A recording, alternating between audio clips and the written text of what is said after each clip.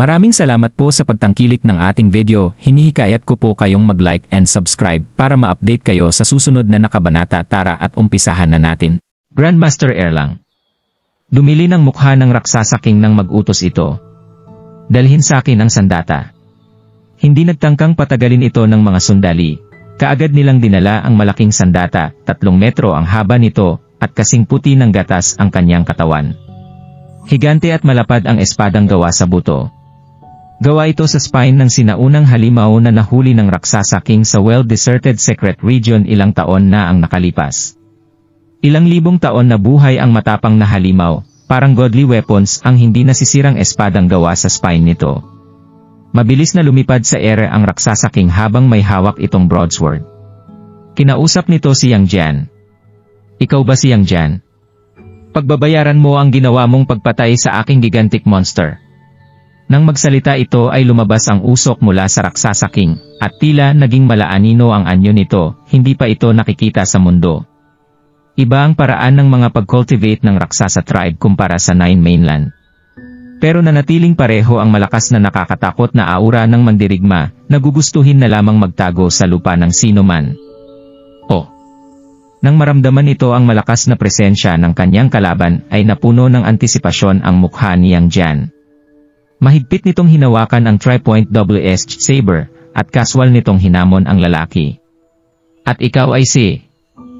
Suminghal ang Raksasa King, hindi naalis ang mga tingin nito kay Yang Jian. Ako ang Raksasa King. Ituring mo ng isang karangalan ang mamatay dahil sa aking espada.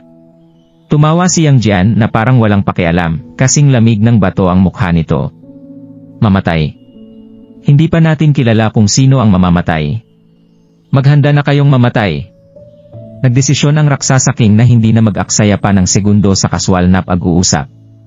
Sa halip ay sumigaw ito habang hawak ang butong espada, at tumakbo palapit kay Yang Jian, muha itong Reaper galing sa impyerno. Sa isang kisap mata ay lumitaw sa harapan ni Yang Jian ang Raksasa King. Walang oras si Yang Jian para kumurap, hinarang nito ang pag-attack gamit ang 3-point double-edged saber.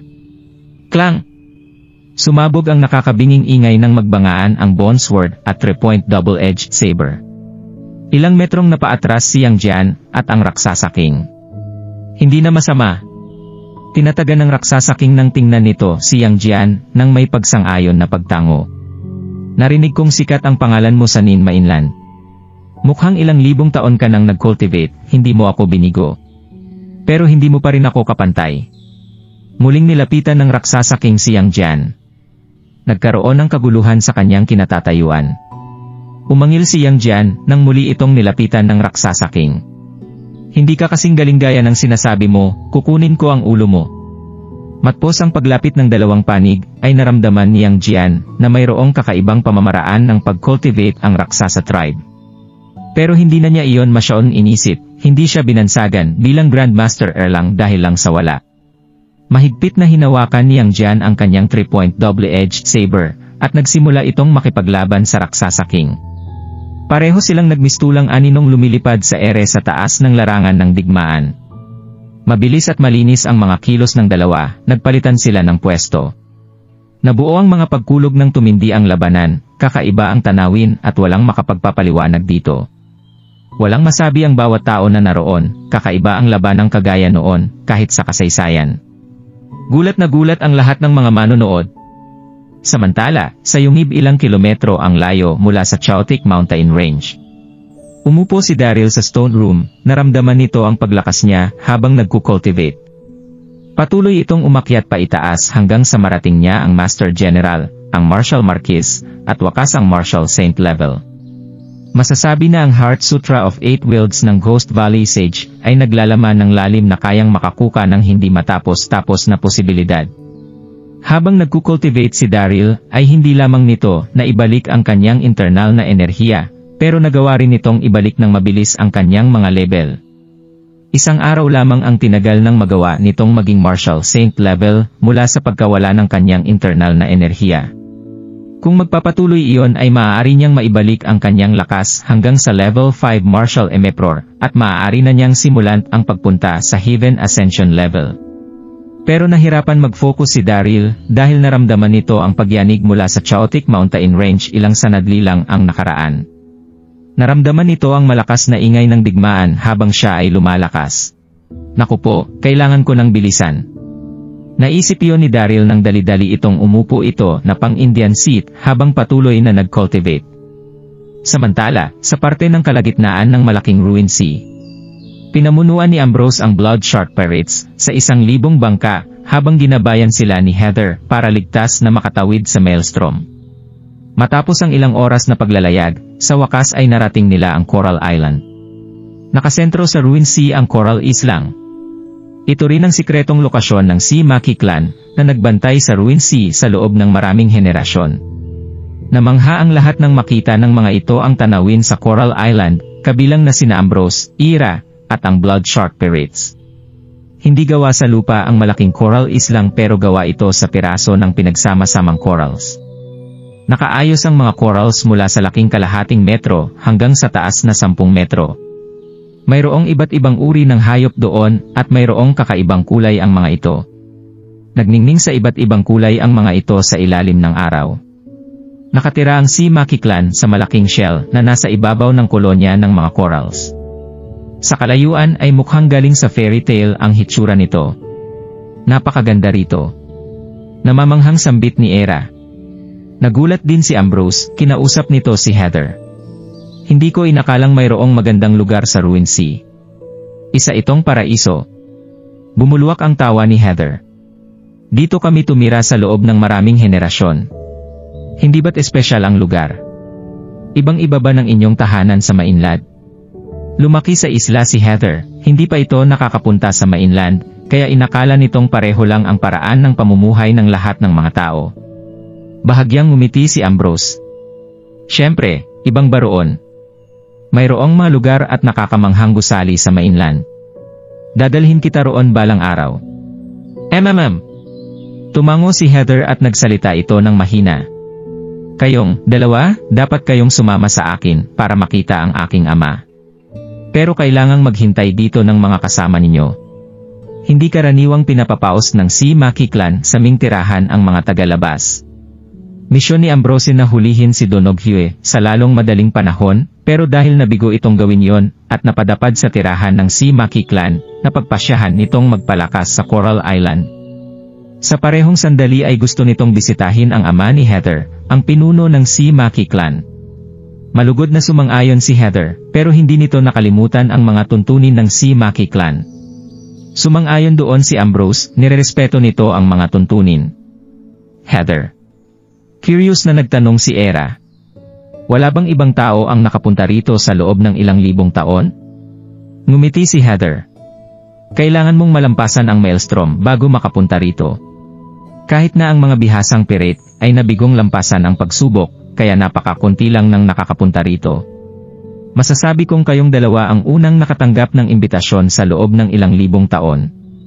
Nang may biglang naisip si Heather at pinalakpak nito ang kanyang mga kamay. Oh, tama. Ilang araw lang nang nakalipas nang may niligtas ang ilang tao ang aking ama mula sa mundi ng mga cultivator. Narinig kong nagmula ang mga ito sa World Universe Continent. Baka kilala niyo sila. Mula sa kontinente ng World Universe. Nagpalitan ng nasorpresang mga tinginan sina Ambrose at Ira. Nagningning ang mga mata ni Ambrose nang mayroong itong naalala, mabilis nitong tinanong si Heather. Anong hitsura ng mga taong iyon? Nanguha ng mga bangka na pag-aari ng mga sibilyan sa tabing dagat ng Donghai City Tucker Cult at iba pang mga sekta at nagtungo ang mga ito sa karagatan para tumakas sa digmaan. Sila ba ang mga taong nabanggit ni Heather?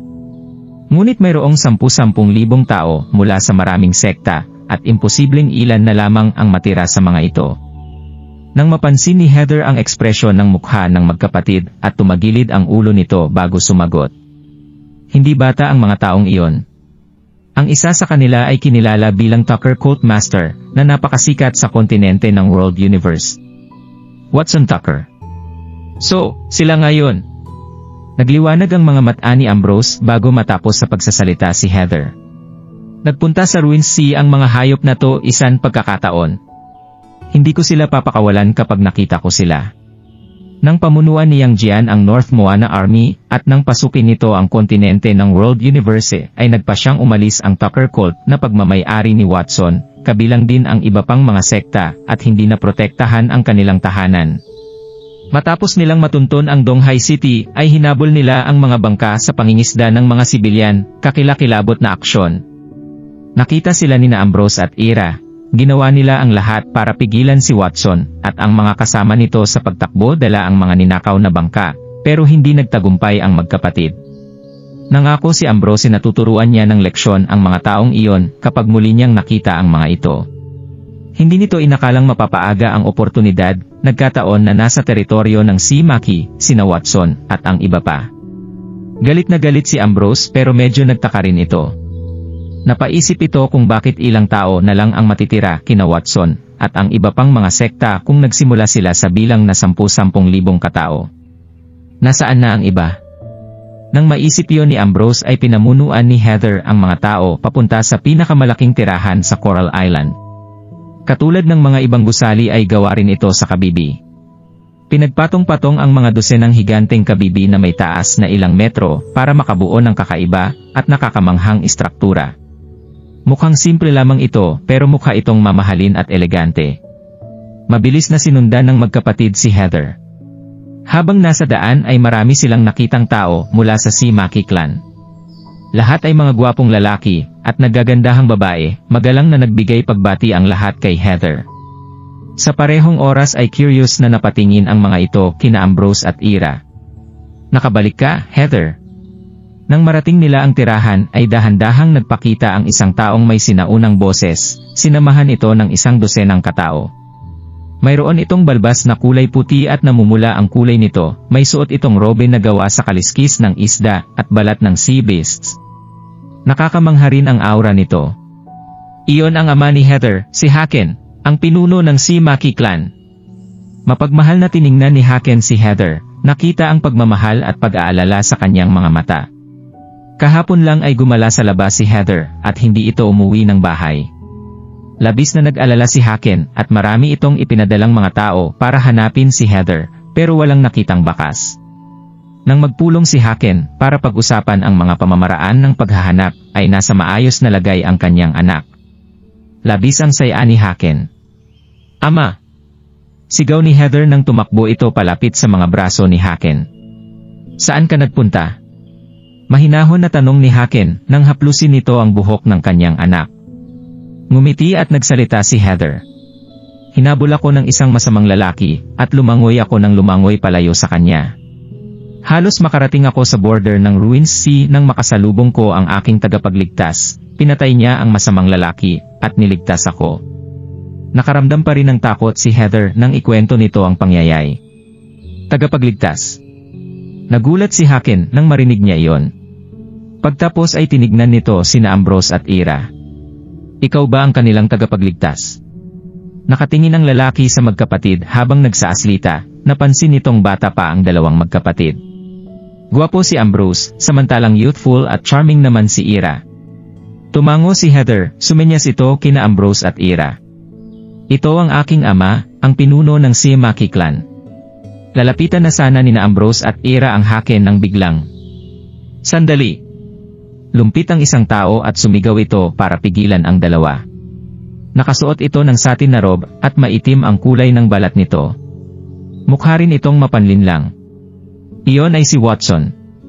Tinitigan ni Watson si Haken dahil sa inis na kanyang naramdaman. Hindi maipaliwanag ang gulat na aramdaman ni Watson. Akala nito ay hindi na niya kailanman makikita si Ambrose matapos ang kaguluhan sa taibing dagat sa Donghai City. Pero hindi inaasahang nagkasalubong ang dalawa sa tirahan ng si Maki clan.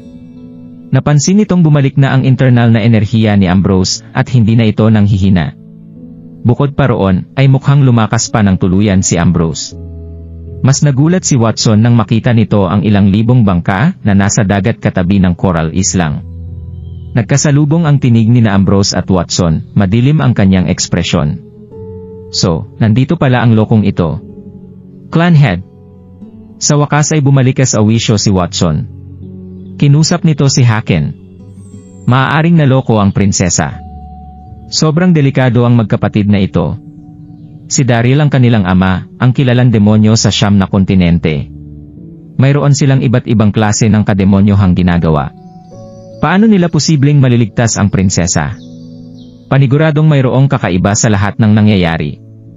Mukhang seryoso at tapat si Watson nang sabihin niya iyon kay Haken, masama ang ningning sa mga mata nito. Kalahating buwan ang nakaraan nang nakawin ni Watson, at ng iba pang mga sekta ang mga bangka ng mga sibilyan. Pinlano nilang manalagi sa Island of Peach Blossom, pero naguluhan sila nang makita nila ang magulong isla. Ang Islang of Peach Blossom ang unang naubos ng New World Army noong una nilang pinasok ang kontinente ng World Universe bago nila nilipat ang kanilang punteriya sa Donghai City. Kailangang magpatuloy sa paglalayag ni Watson at ng lahat para hanapin ang susunod nilang destinasyon. Sa panahong iyon ay gusto na lamang sumuko ng maraming sect masters at bumalik sa kontinente, pero nagpumilit si Watson sa kanilang paglalayag. Binasa nito ang Bottomless Valley Sea Map at malinaw nitong naalala ang kontinente kahit na nawala ang mapa. Alam ni Watson na mayroong sinaunang sikreto sa Bottomless Valley Sea Map. Kung mahahanap niya ang sikreto ay muli nitong mabubuhay ang kadakilaan ng Tucker Cult at tataas ang kasikatan nito bilang supreme figure sa 9 na kontinente. Gamit lamang ang memorya ay pinamunuan ni Watson ang lahat patungong Ruin Sea, kaya naman malakas nilang tinamaan ng maelstrom. Sa huli ay si Watson katumbas equals on at ang ilang kalalakihan lamang ang nabuhay bago sila tuluyang mailigtas ng Si Maki Clan. Nang makarating ito sa tirahan ng Si Maki Clan, ay malugod na nasorpresa si Watson nang mapagtanto nitong nasa Coral Island ang sinaunang sikreto, kaya napasya itong manatili at alamin ang tungkol dito. Ngunit hindi nito inakalang biglang magpapakita ang magkapatid. Alam ni Watson na kailanman ay hindi siya papakawalan ni Ambrose. Sa halip na maghintay sa kanyang kapalaran, at nagpasya si Watson na unang gumawa ng aksyon sa pamamagitan na panloloko sa pinuno ng Si Maki Clan para mapaalis si Ambrose. Galit na galit si Ambrose nang marinig niya iyon. Tinuro nito si Watson at nagmura. Ikaw na nakakamuhi at walang hiyang hayop. Paano mo nagagawang magsinungaling? Dapat kang mapunta sa impyerno. Nanginig din sa galit ang katabi nitong si Era. Sumigaw ito. May konsensya ka ba, Watson? Nasa peligro ang World Universe dahil puno ito ng mga kalaban namin, pero umalis at siniraan kami. Galit na galit si Era. Isang nakakamuhing lalaki si Watson. Paano ito nakagawa ng istorya at siraan si Daryl at tawagin itong demonyo ng 9 na kontinente? Hindi mapakaling kinausap ni Heather si Watson. Huwag kang magsalita ng walang kabuluhan. Mababait silang tao. Hinila ni Heather ang manggas ni Haken at dinipensahan nito sina Ira at Ambrose. Ama, mabait na tao si Ambrose at ang kapatid nito. Huwag kang maniwala sa lalaking iyan. Tinapunan ni Heather si Watson ng mapagmatsyag na tingin. Nakita nito ang tagong kasamaan ni Watson. Alam nitong may masamang binabalak ang lalaki, at hindi nito hahayaang siraan ng lalaki ang tumutulong sa kanya. Tahimik na nakatayo si Haken, habang nakatitig ito sa magkapatid. Wala itong ekspresyon at wala rin itong masabi nang gawin niya iyon. Magaling magsalita si Watson, kaya nagawa nitong kunin ang tiwala ni Haken sa loob lamang ng ilang araw. Kaya naman pinaniwalaan nito si Watson, pero nang alangan ito ng maktanyang dinipensahan ng kanyang anak ang magkapatid. Nairita si Watson. Head Clan. May biglang naisip si Watson at tinuro nito ang grupo ng mga pirit at nagpaliwanag. Paniguradong pirata ang magkapatid na ito. Kung mabuti silang tao ay paano nila magagawang sumama sa mga pirit? Bata pa ang prinsesa, mabait siya, kaya naman mabilis siyang maloko. Hindi kayo pwedeng mahulig sa kanilang patibong, Head Clan. Tumingin si Haken sa tinurong direksyon ni Watson. Nag-iba ang mukha ni Haken nang makita ang galit sa mga mata nito nang makita niya ang Blood Shark Pirates.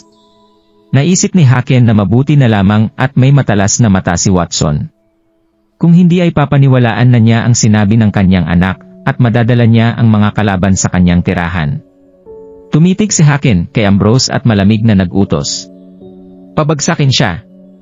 Hush! Hush! Sumugod ang ilang malalakas na elites ng Si Maki Clan palapit sa dalawang magkapatid. Phew! Mahaba ang naging buntong hininga ni Ambrose, hindi ito naguluhan. Lumawak ang pang-intindi nito sa mundo ng cultivation, noong manalagi ito sa karagatan, lumakas din ang kanyang internal na enerhiya. Bahagyang ngumiti si Ambrose sa mga palapit na elites ng Si Maki clan. Hindi ko kayo ka-level. Pakayabang na bata. Gusto mong mamatay? Tigilan mo na ang pagyayabang. Bilisan mo na at sumuko ka na. Labis na nainis kay Ambrose ang ilang malalakas na elites ng Si Maki clan. Inilabas nila ang kanilang mga sandata, tinutukan ang puso ni Ambrose. Umiling si Ambrose. Pagbibigyan ko kayo dahil gusto niyo ng gulo. Alam nitong Martial Emperor ang lahat ng elites na yon, pero hindi siya natakot dahil mayroon siyang Tyrant Hammer. Buzz! Kinuha ni Ambrose ang kanyang Tyrant Hammer, nang biglang kumalat ang nakakamanghang internal na enerhiya mula sa kanyang katawan. Naramdaman ng madaming miyembro ng Si Maki clan ang malakas na puwersang dumudurog sa kanila. Nagulat ang lahat nang mawala ang kanilang balanse sa hangin. Tutulungan kita. Kinuha ni Watson ang mahabang espada at walang alangang sumali sa labanan. Masisira ang kanyang plano kapag nabigo siyang mahuli ang magkapatid. Isa pa, hindi gustong sumuko ni Watson. Ginugol nito ang ilang araw sa pag-imbestiga, at mabubunyag asanan nito ang katotohanan tungkol sa misteryo. Sumali si Watson sa digmaan, tumaas ang moral ng Si Maki clan dahil sa mga naging aksyon niya. Pinalibutan nila si Ambrose at nagkaroon ng matinding digmaan. Walang hiya ka! Paano mo nagawang samantalahin ang aming kasawian? Sigaw ni Era. Pinadyak nito ang kanyang paa sa koral at lumipad patungong larangan ng digmaan. Nagpalitan ng mga aksyon ang parehong panig sa gitna ng ere sa gitna ng nag-iinit na labanan, mahirap makasabay sa mabilis na mga pagbabago. Nagtipon ng maraming tao mula sa Si Maki clan para gulat na manood. Ama! Nagmakaawa kay Haken ang nagulat na si Heather. Patigilin mo sila sa paglalaban. Pero tahimik na nakatitig si Haken sa matinding labanan na naganap sa gitna ng ere, hindi ito pinanasin ang sinabi ni Heather. Kuya! Mahigpit ang pagkakahawak ni Era sa mahabang espada at sumigaw ito kay Ambrose. Ako na ang bahala sa Si Maki clan, umalis ka na at hulihin mo si Watson. Iwinasiwas ni Era ang kanyang mahabang espada, at nilikom nito ang kanyaing internal na enerhiya nang harapin niya ang mga elites ng Si Maki clan. Tumango si Ambrose bago ito tumalikod at dumiretso kay Watson. Hindi mabilis magdesisyon noon si Ambrose, pero naniniwala ito sa lakas ng kanyang kapatid para makontrol ang elites ng Si Maki clan. Heaven-breaking sword. Lumabas ang mga salitang iyon mula sa bahagyang nakabukang malalamig na labi ni Era. Buzz! Ang malakas na pagtaas ng kapangyarihan ay kaagad na pumagitna sa langit at lupa. Pagtapos ay nakita ang maliwanag na anino espada sa direksyon ng elites ng Si Maki clan. Ang Heaven-breaking sword ay ang pamamaraan ng espada sa Immortal Pure Scripture. Labis itong mas malakas sa mas mataas na mundo kaysa Turning Ground sword na ginamit ni Era. Bang! Bang! Bang! Nabigla ang mga elites ng Si Maki clan, kaagad silang binalot ng mga anino ng espada. Naramdaman nila ang pagkasira ng lakas sa kanilang katawan, sa parehong sandali ay nanginig ang kanilang katawan bago sila nahulog mula sa itaas. Hindi umatake si Era para pumatay. Pinigilan nito ang lakas ng sword technique dahil ayaw nitong masaktan ang mga tao mula sa Si Maki clan. Masyadong cute si Heather. Paano magawang patayin ni Era ang kanyang mga tao? Gasp! Marami sa Si Maki clan ang nagulat nang makita nila ang nangyari. Napakalakas. Nasa edad 17 o 18 lang ang batang ito, hindi ba? Bakit napakalakas niya? Galit nang umiti si Haken. Mga kakaibang elites ang kanyang mga tauhan na nagmula sa mas batag henerasyon ng Si Maki clan, pero wala siyang laban sa isang batang babae. Samantala, natuwa naman si Heather.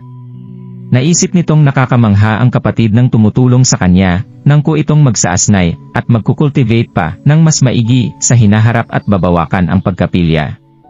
Habang kinulong naman ni Ambrose ang kanyang punterya kay Watson, nagsalita ito.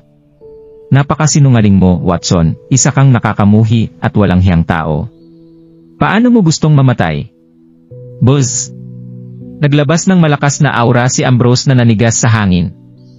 Pagtapos ay tinaas niya ang kanang kamay at sinuntok si Watson. Hindi pa ginagamit ni Ambrose ang Tyrant Hammer. Naisip nitong hindi dapat tinamaan si Watson ng malakas na sandatang iyon. Mabilis na kumilo si Ambrose, sa isang kisap mata ay nasa harapan na ito ni Watson. Gasp! Ang bilis! Nagulat si Watson nang makita nito ang tila kidlat na bilis ni Ambrose. Wala itong oras para umilag, kaya naman itinaas niya ang kanyang palad at naghanda para salubungin ang atake ni Ambrose. Mapagmatsyag si Watson, ginamit nito ang kanyang buong internal na enerhiya para kalabanin ang atake. Bang! Humampas ang kamao ni Ambrose sa palad ni Watson, naramdaman ni Watson ang agos ng lakas na dumaloy sa kanya. Dumaing ito at bahagyang napaatras. Umagos ang dugo sa kanyang katawan at nahirapan itong huminga. Naisip ni Watson na sadyang nakakatakot ang lakas ni Ambrose. Gayunpaman ay halos hindi malabanan ni Watson ang kanyaing pag-atake. Nagulat ito na ganoon nakalakas ang isang taong wala pang 20 taong gulang. Hindi ba't magiging mas nakakatakot ito sa hinaharap? Labis ang takot na naramdaman ni Watson. Tahimik na lumipad sa ere si Ambrose, mayroon itong madilin sa hitsura. Medyo na sorpresa ito nang mapagtanto niyang hindi mahina si Watson. Pero pinili ng lalaki na tumakas sa digmaang naganap sa kontinente ng World Universe. Iwinasiwas ni Ambrose ang hawak niyang Tyrant Hammer. Malakas na nasira ang nakapalibot na hangin nang magpakita ang Tyrant Hammer. Nagulat ang maraming tao mula sa Maki. Labis silang nag-alala kay Watson. Napaatras ng batang lalaking ito si Watson gamit lamang ang isang pagsuntok, pagtapos ay tinago niya ang kanyang sandata.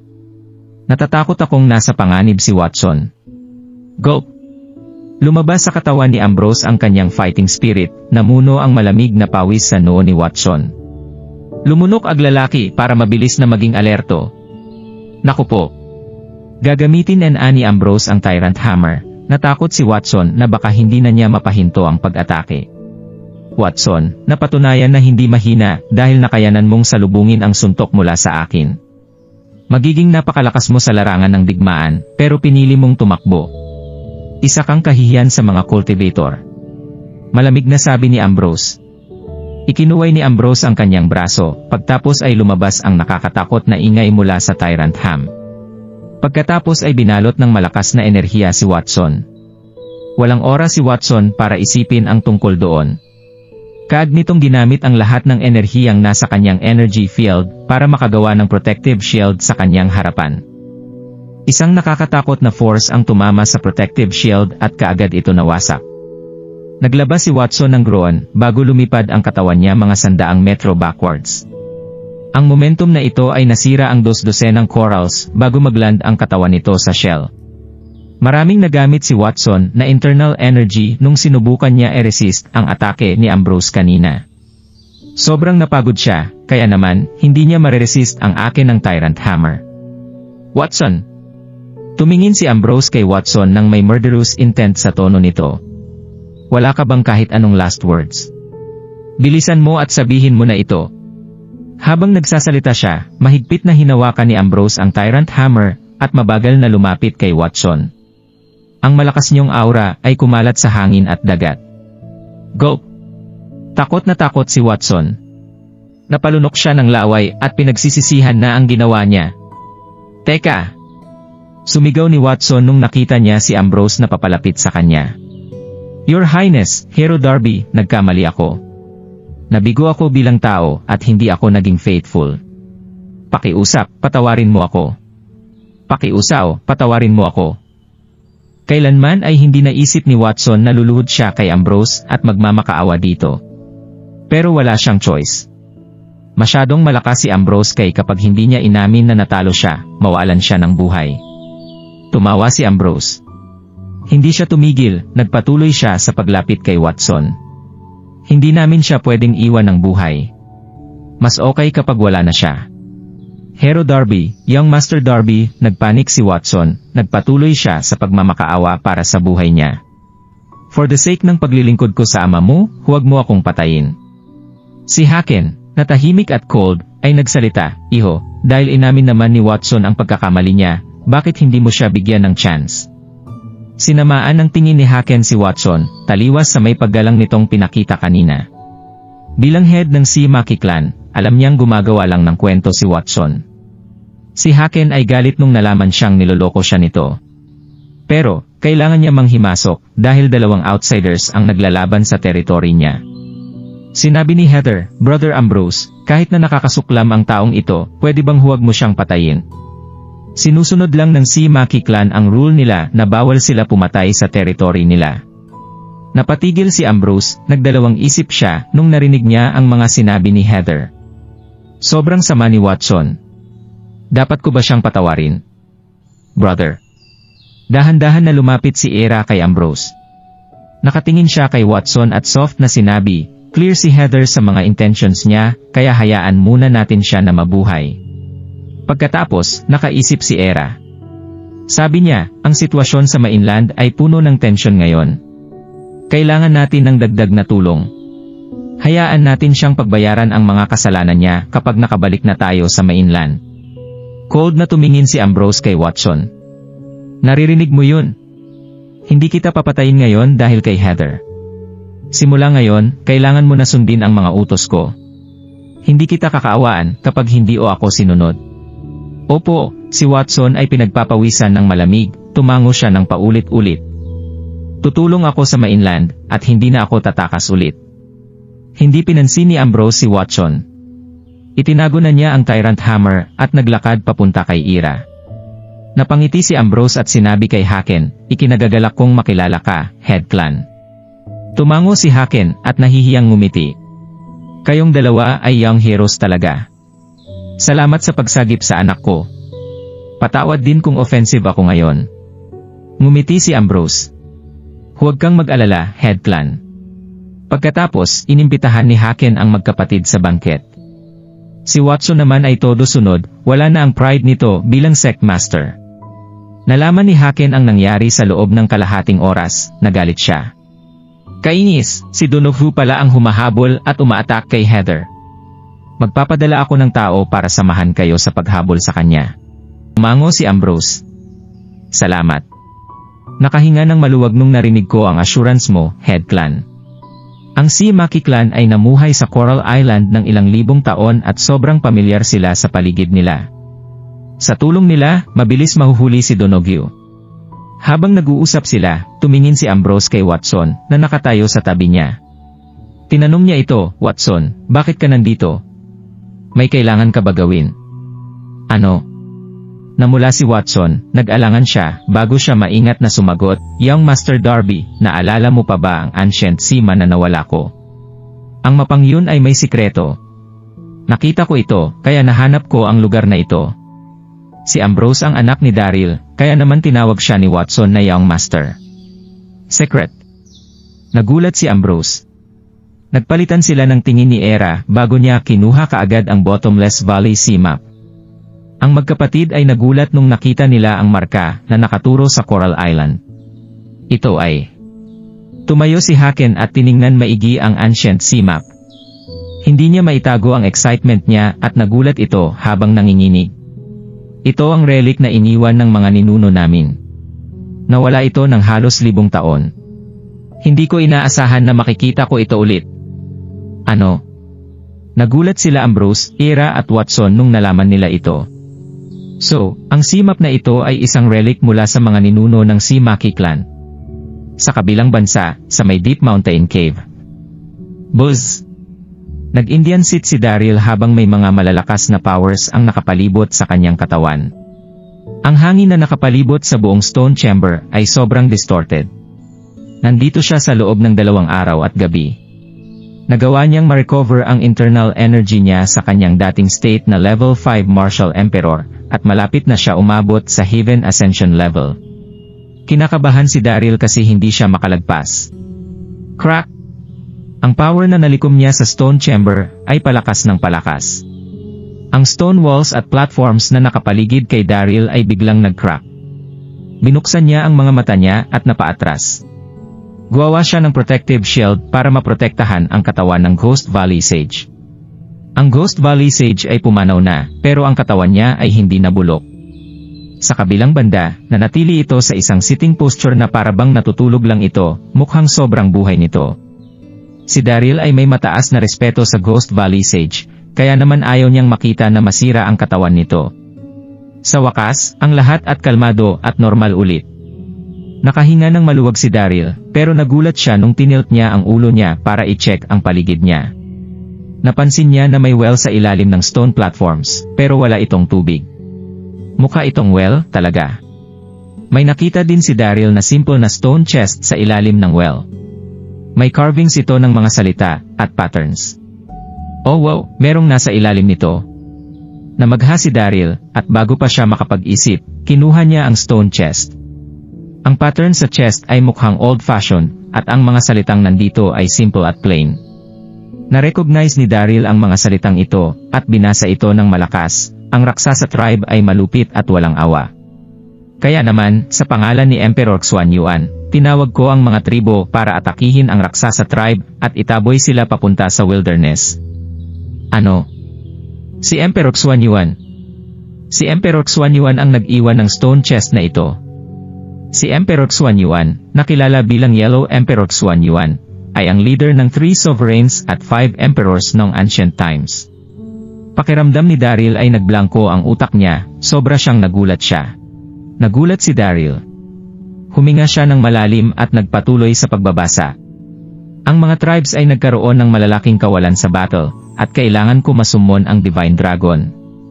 Sa wakas, nagtagumpay kami. Habang mas binabasa ito Daryl, mas nagugulat siya. Mukhang hindi maganda ang nangyari nung itinakwil ng Yellow Emperor ang Raksasa tribe sa wilderness. Ang Raksasa tribe ay sobrang lakas, at matagal din silang nakalaban, kaya maraming namatay sa both sides. Sa huli, kailangan ng Yellow Emperor na isummon ang enchanted beast niya, ang Divine Dragon, bago pa niya tuluyang matalo ang Raksasa tribe, pero ang dragon ay na-injure at kalaunan ay namatay. Ang Yellow Emperor ay heartbroken. Bago ito mamatay, nag-iwan ang Divine Dragon ng 2 treasures mula sa bloodline ng mga dragon.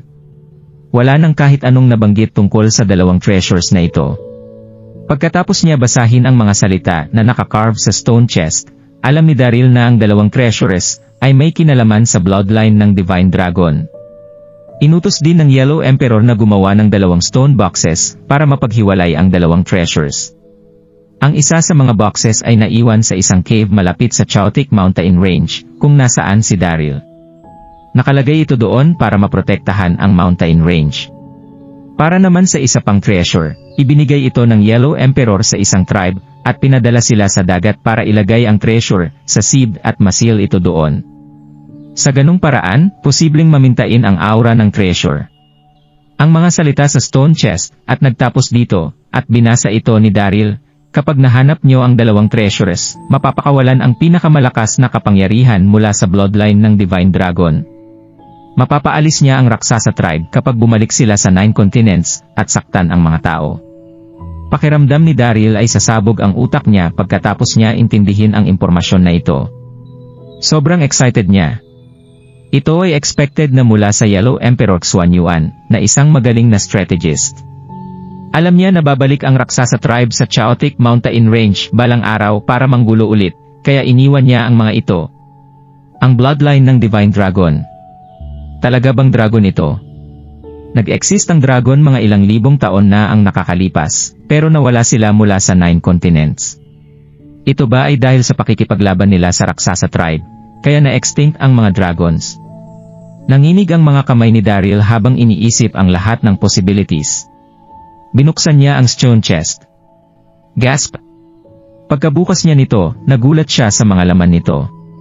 Napasinghap siya. May crystal clear bead sa stone chest na ito, at kasing size nito ang isang kamao. Nagniningning ito at makulay. Nasisense din ni Daryl ang mystical aura ng heaven at earth mula rito. Ang mystical na aura ay mas kumakapal at sobrang lakas kaysa sa kahit anong naramdaman ni Daryl, sobrang pure nito. Roar! Nung hinawakan niya ang bead sa kamay niya, nakarinig si Daryl ng roar ng dragon mula sa core ng bead. Ito ba ang roar ng dragon? Napatigil si Daryl sa kinatatayuan niya habang nakatingin sa bead sa kamay niya. Hindi niya alam kung excited siya o shock. Pagkatapos, may na-realize siya. Ang bead ay isang Dragon Ball. May laman itong essence ng Divine Dragon. Halata namang ito ay essence ng Divine Dragon na pagmamayari ng Yellow Emperor. Natawa si Daryl. Bakit niya kakatakutan ang Raksasa Tribe kung meron siya nito? Excited si Daryl at sobrang saya. Pagkatapos, naalala niya ang isa pang treasure. Nahanap niya ang isa, pero nasaan ang isa pa? Klaro ang mga salita sa stone chest. May isa pang treasure na dinala sa dagat.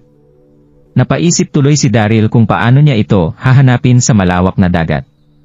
Kinausap ni Daryl ang sarili niya. Pagkatapos, napagdesisyonan niya na tigilan na ang pag-iisip tungkol dito at itago ang Dragon Ball. Nag-Indian sit siya ulit at nagpatuloy ang cultivation niya. Ang priority niya ay malagpasan ang Hive Ascension as soon as possible at pagkatapos, pigilan ang attack mula sa Raksasa Tribe. Para naman sa pangalawang treasure, hahanap siya ng solusyon sa susunod. Buzz! Kinalaunan, nakapasok na si Daryl sa cultivation state, at may malakas na wave ng lakas ulit ang kumalat. Nakakatakot ito. Samantala, sa paanan ng Chaotic Mountain Range, ang Union Army at North Moana Army ay sinusubukan pa rin pigilan ang pagsakop ng mga kalaban. Ang laban ay palala ng palala. Bang! Bang! Bang! Ang laban sa pagitan nila Yang Jian at Raksasa King ay nagpatuloy sa mid-air. Ilang oras na rin silang naglalaban. Pero, nabigo ang Raksasa King na pabagsakin si Yang Jian. Kaparehas din nito si Yang Jian, na hindi matalo ang Raksasa King.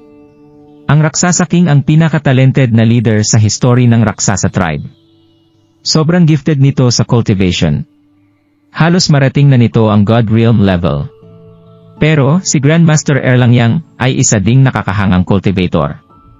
Simula nung naging North Moana Emperor siya, marami siyang nakuhang treasure mula sa underground treasure chamber ng mga Hawi, kaya naman mas lumakas siya.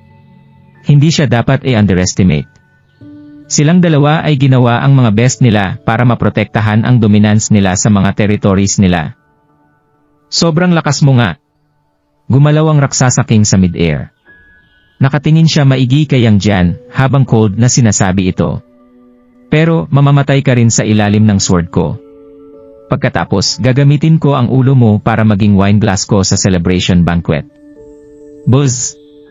Itinaas ng Raksasa King ang bone sword. Judgment ng good at evil. Buzz! Nagbago ang kulay nito sa huling salita ng command na ito. Ang maiitim na mga ulap ay nag-form sa kalangitan, mas dumilim ang kalangitan kaagad. Crack! Pagkatapos nito, isang malakas na ingay ang maririnig mula sa nagsama-sama ang mga itim na fog sa paligid ng Raksasa King. Ang dark mist na ito ay may nakapaloob na evil power.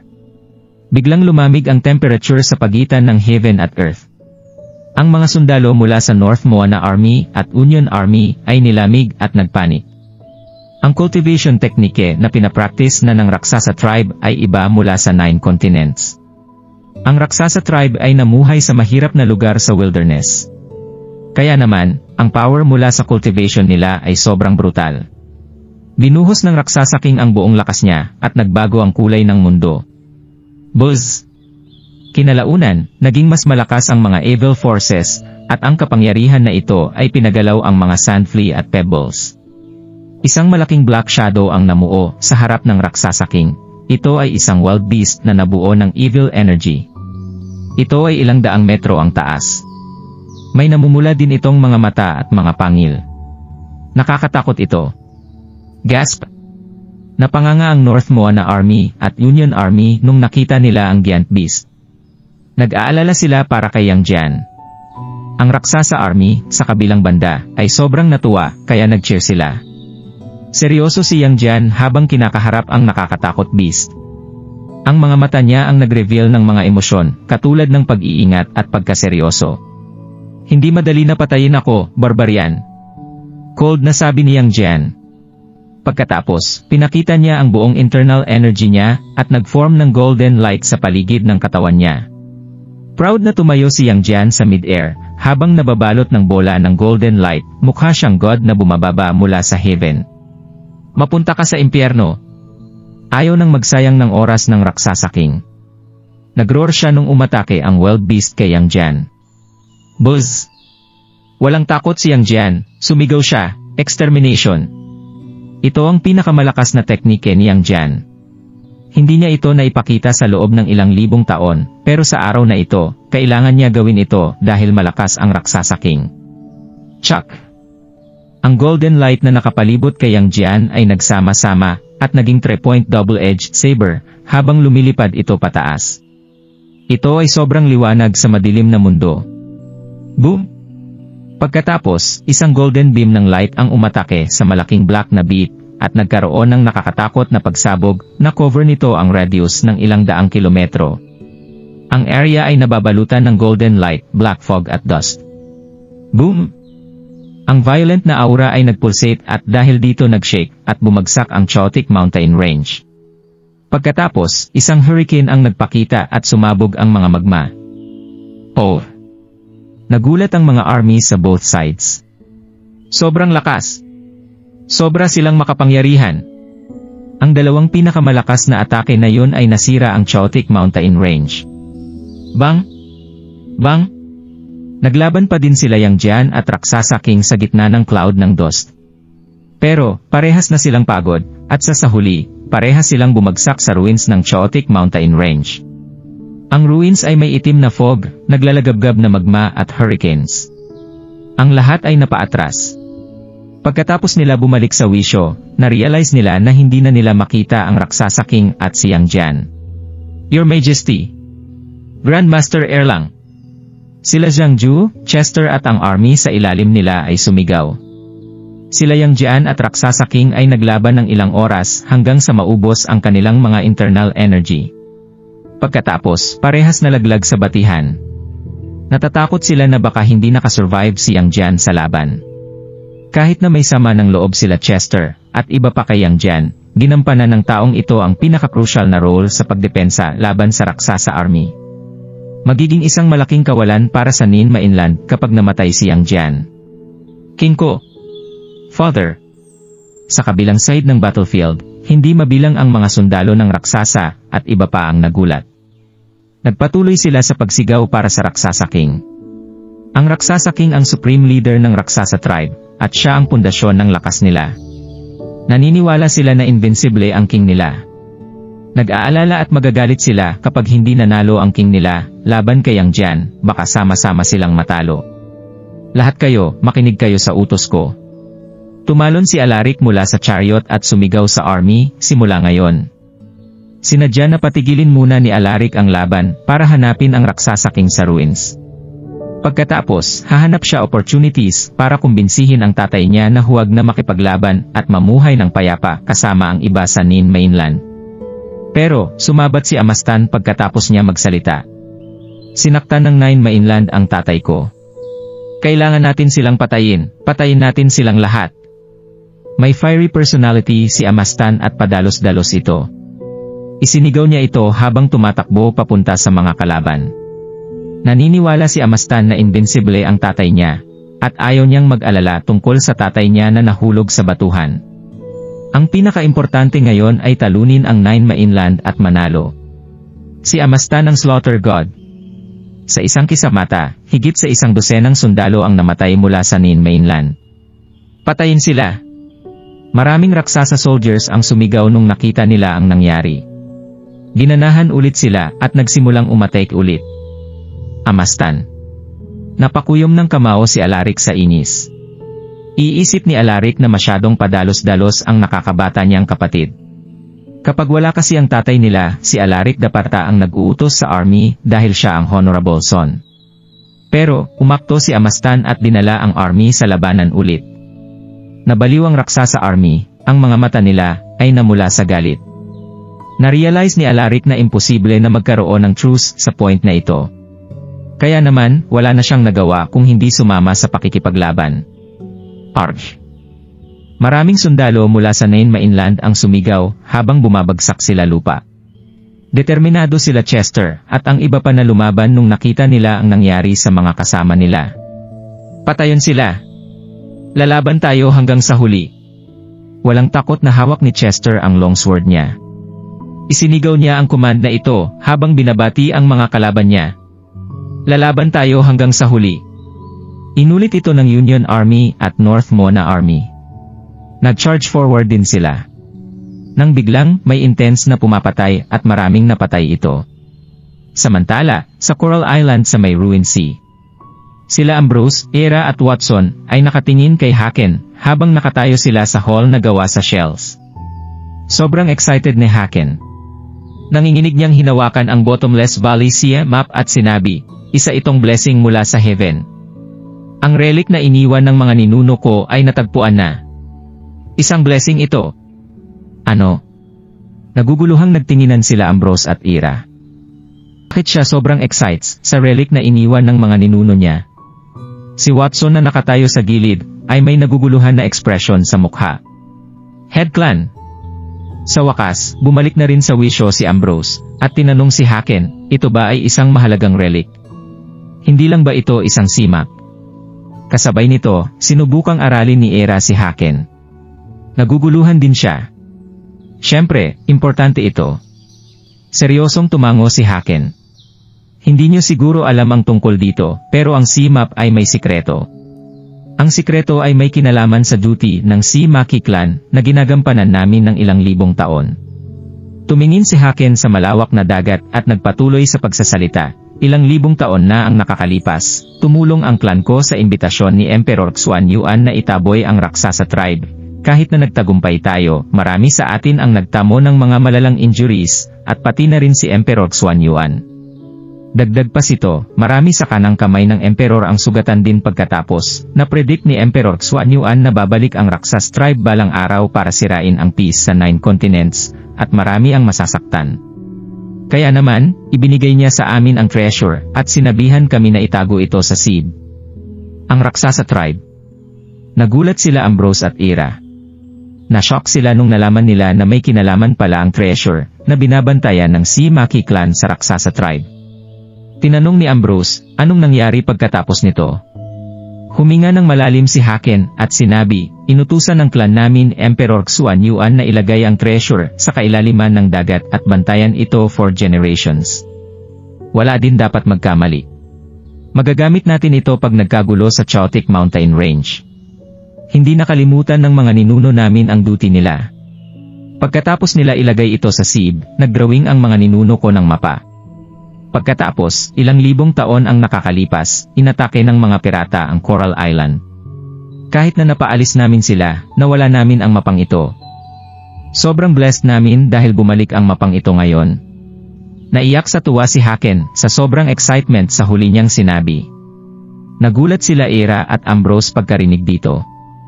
Ang Yellow Emperor Xuan Yuan. Treasure. Hindi nila inexpect na may ganitong pinagmulan ang C-map. Nagulat si Ambrose, tumingin siya kay Watson. Nakuha ni Ambrose ang mapa mula kay Watson, kaya alam siguro ng lalaling ito ang sikreto nito. Dahil kung hindi ito mapupunta sa Coral Island. Iyong Master Darby. Nagulat si Watson nung napansin niya na nakatingin sa kanya si Ambrose. Kaagad naman siyang ngumiti at sinabi, huwag mo akong tingnan ng ganyan. Aksidente kong nakuha ang C-map na ito. Paano ko malalaman ang sikreto nito? Aksidente ko lang napuntahan ang Coral Island dahil dito. Tama yon, nagsinungaling si Watson. Matagal na nitong alam ang sikreto ng mapa. Kaya ang lakas ng loob nito na magsabi ng mga ganito. Tamad na napasnort si Ambrose. Alam niya ang totoong personality ni Ambrose, kaya hindi niya matiis ang fake na expression nito. Pagkatapos, tumingin si Ambrose kay Haken at tinanong, Head Clan, ano ang treasure na tinutukoy mo? Nagulat si Haken sa tanong ni Ambrose, umiling siya ng paulit-ulit. Responsibilidad lang namin na batayan ang treasure, kaya walang nakakaalam kung ano ito, kahit ang mga ninuno namin. Bitter nang umiti si Ambrose. Mukhang pointless ito dahil binatayan ng C-Maki clan ang treasure na ito sa loob ng libong taon nang hindi alam kung ano ito. Ay! Nahiya si Haken nung narinig ito. Hinila ni Era ang sleeve ni Ambrose at bumulong, Brother, huwag ka masyadong straightforward. Napakamot ng ulo at ngumiti si Ambrose. May naisip si Era at tinanong si Haken, Head Clan, ang sabi mo ay pwede niyong kunin ang treasure kapag nagkagulo sa Chaotic Mountain Range. Pero, hindi nyo malalaman ang nangyayari kapag sobrang layo nyo sa mainland. Ang lugar na ito ay 10,000 kilometro ang layo mula sa mainland. Accurate ito. Tahimik na tumango si Ambrose, agree siya sa sinabi ni Ira. Pagkatapos, pinanood niya maigi si Haken, habang naghihintay ng sagot. Bitter nang umiti si Haken at magsasalita na dapat. Buzz! Biglang nag-shake ang Coral Island. Kahit na mild lang ang vibration na ito, naramdaman ito ng lahat. Parang lindol ito. Tingnan niyo! Pagkatapos, may sumigaw mula sa labas, at ang lahat ay tumingin sa malayong horizon. Sa may kalangitan kung saan located ang Nine Mainland, isang makapal na black fog ang namuo at mukhang katapusan na ng mundo ang atmosphere nito. Ito ang scene na nagkakagulo sa chaotic mountain range. Walang ideya sila Ambrose at Ira sa ibig sabihin nito.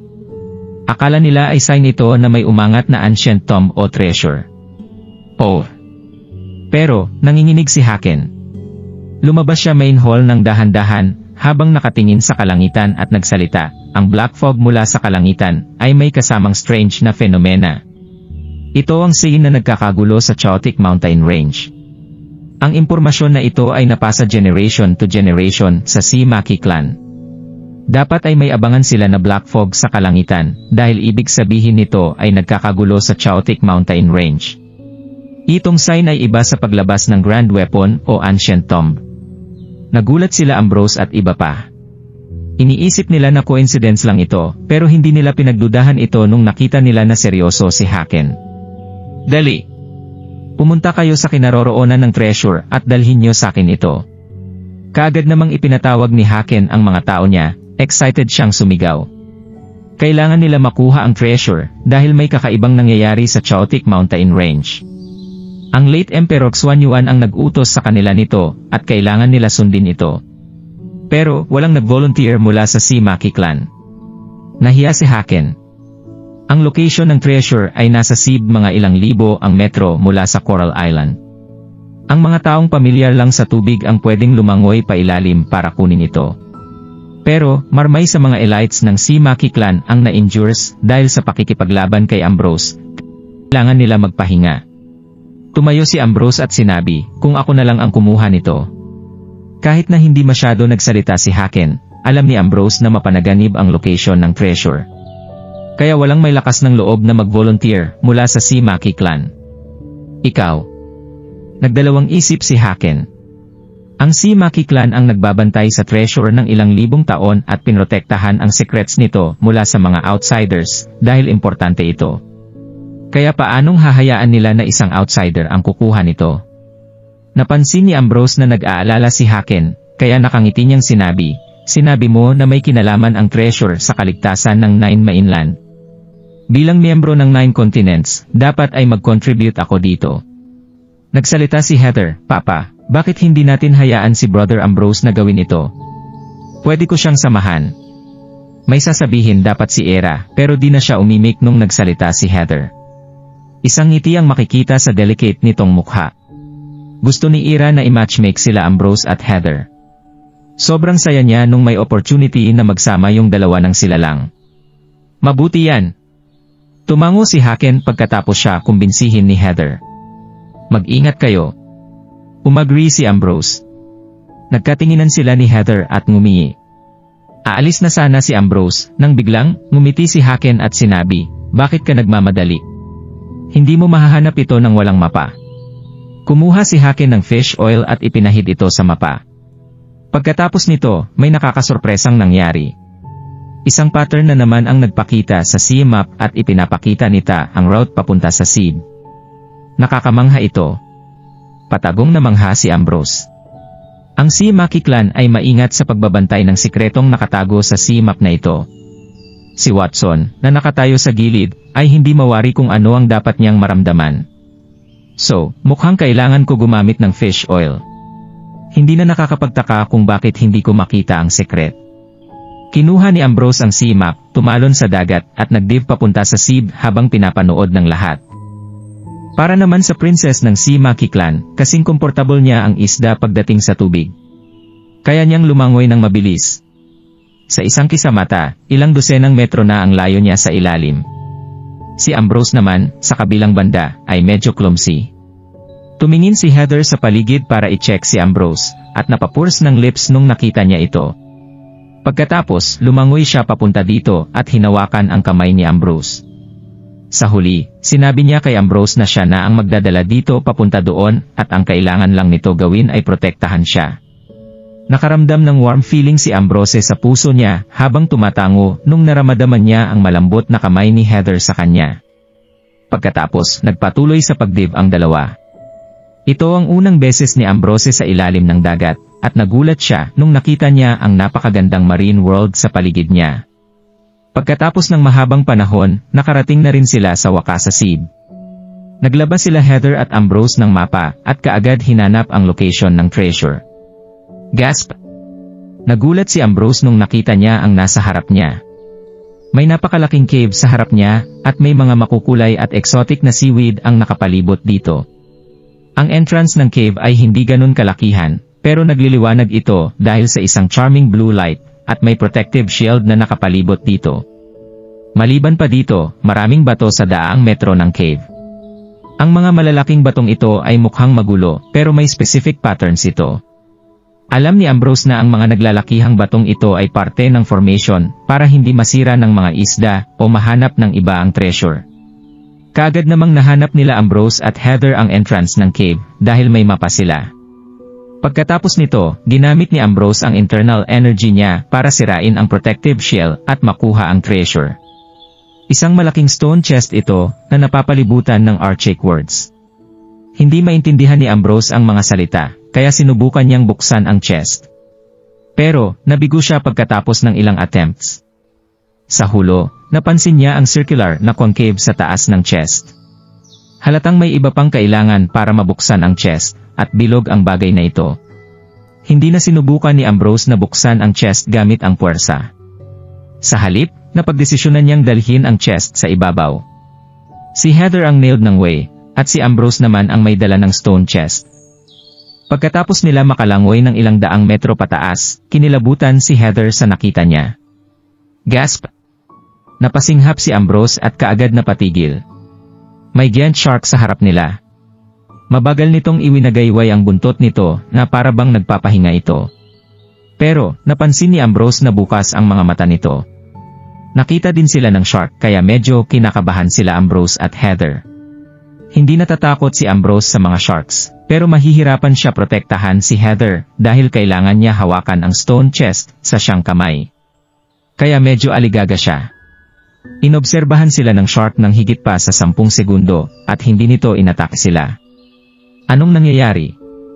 Napakunot ang noo ni Ambrose, sobrang naguguluhan siya. Ang mga sharks ay matatapang na creatures, lalo na kapag nakakita sila ng tao. Kaya naman, karamihan sa kanila ang umaatake kaagad, pero ang isang ito ay kakaiba ang galawan. Hinila ni Heather si Ambrose at nagsignal na magpatuloy sila sa paglangoy paakyat. Tumango si Ambrose, at nagpatuloy sila sa pag-angat. May mali. Pagkatapos nila makalangoy ng higit sa 10 metro ang layo, kaagad may naisip si Ambrose, at nagningning ang mga mata nito. Kaagad siyang tumigil at tiningnan maigi ang giant shark. Si Heather ay curious na makita kung bakit tumigil si Ambrose bigla. Nagwab siya dito para malaman kung ano ang nangyari pero hindi sila makapagsalita sa ilalim, kaya nag-uusap sila gamit ang body language. Sinabihan ni Ambrose si Heather na huwag magpanik at kasabay nito tiningnan niya ulit ng maigi ang giant shark. Nang biglang may kakaibang nangyari. Dahan-dahan na binuka ng giant shark ang bibig nito at isang pinto ang nagbukas mula sa loob. Pagkatapos, may isang tao ang lumabas sa bibig ng shark at nag-stretching. Ang kalbong lalaking ito ay gwapo, pero may evil look ito. Ito ay si Donoghu. Kung nagustuhan mo ang mga ganitong video, huwag mong kalimutan mag-like and subscribe. Panoorin mo na rin ang mga naunang kabanata para lalong maubos ang oras mo.